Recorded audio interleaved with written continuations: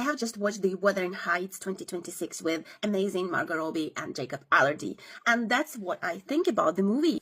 Be careful, there will be spoilers right now. So if you're not ready, then swipe further on. So Wuthering Heights 2026, very interesting, modern variation of the original book Wuthering Heights of Emily Bronte of 19th century. I highly recommend to read the original book, very nice gothic novel. Talking about the version 2026, the movie, it's rather far from the original book. If you want to watch something closer to the plot, then I would recommend more the movie of 1992 with Ralph Fiennes and Juliette Binoche, Wuthering Heights. This one also is very interesting, much more closer to the original one. So, talking about Wuthering Heights 2026, the new version is the very modern, extravagant, particular adaptation, interpretation, and somehow fantasy about what could have happened between these two main characters, Catherine and Heathcliff. The style of the movie is also sometimes shocking even, with a high contrast between or among scarlet, red, bright white, and black or darkish colors. So maybe in this way they wanted to show Gothism, but it looks more particular.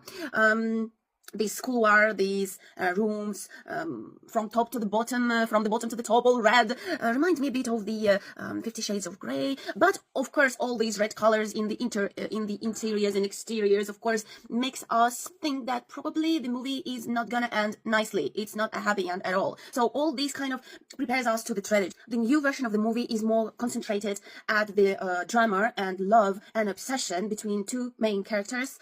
And of course, the destroying power of love, regardless anything. So wherever she, the main character, the female character, does think, she's always loved by the main male character, even after the death. So even the death doesn't make them apart.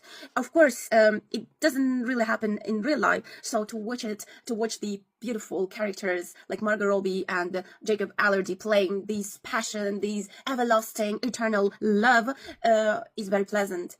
But be ready to be kind of destroyed. Your inside state will be completely raptured because it's not really a love story or melodrama. It's the tragedy. It's something between Titanic and 50 Shades of Grey.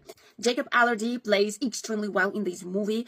I'm very fascinated by his theatrical capability. But in contrast, Margot Robbie sometimes underplay, sometimes overplay. Maybe the character really doesn't fit her, especially by the age. She is a bit older than Jacob Elordi, and in the movie, unfortunately, it's kind of thin. But regardless, all these, the couple is still very beautiful, and the passion is there, and all these things you are anticipating, and at the times it's a bit too much, like over eroticism, if the word exists, but it's worth seeing. So I recommend to you to watch this movie and